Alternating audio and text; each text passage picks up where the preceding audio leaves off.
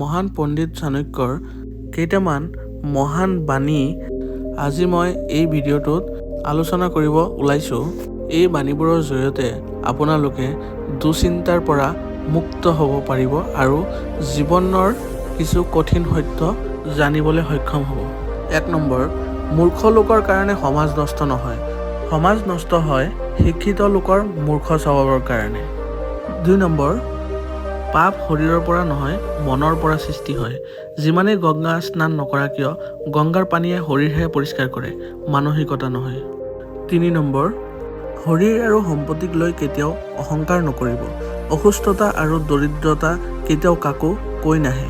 4 number, আটাইতকৈ মূল্যৱান সম্পদ হৈছে জ্ঞান, আটাইতকৈ শক্তিশালী অস্ত্ৰ হৈছে ধৈৰ্য, আটাইতকৈ ভাল ঔষধ হৈছে হাঁহি, আটাইতকৈ শ্ৰেষ্ঠ নিৰাপত্তা হৈছে বিশ্বাস। 5 নম্বৰ, শিয়ালৰ দৰে 100 বছৰ জীয়াই থকাতকৈ সিংহৰ দৰে এদিন জীয়াই থকাই ভাল। 6 নম্বৰ, যিটো কৰ্ম এতিয়া কৰিব সেইটোৰ ওপৰতহে আপোনাৰ ভৱিষ্যত নিৰ্ভৰ কৰিব।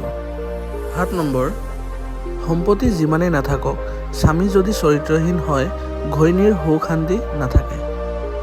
8 নম্বৰ, শক্তিশালী হোৱা কিন্তু অহংকাৰী নহবা, দয়ালু হোৱা কিন্তু দুৰ্বল নহবা, কাৰণ অহংকাৰ আৰু দুৰ্বলতাই হ'ল ধ্বংসৰ মূল কাৰণ।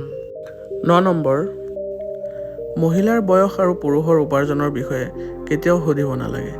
মহিলাই সদায় আনৰ বাবে জীয়াই, আনহাতে পুৰুষে কেতিয়াও নিজৰ বাবে উপাৰ্জন নকৰে।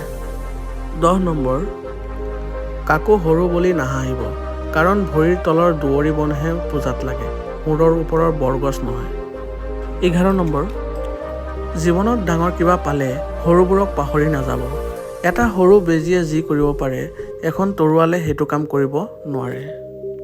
12 নম্বৰ, ঠাণ্ডাৰ দিনত যি ৰ'দক মানুহে ভাল পায় গৰম দিনত সেই ৰ'দকে মানুহে তিৰস্কাৰ কৰে।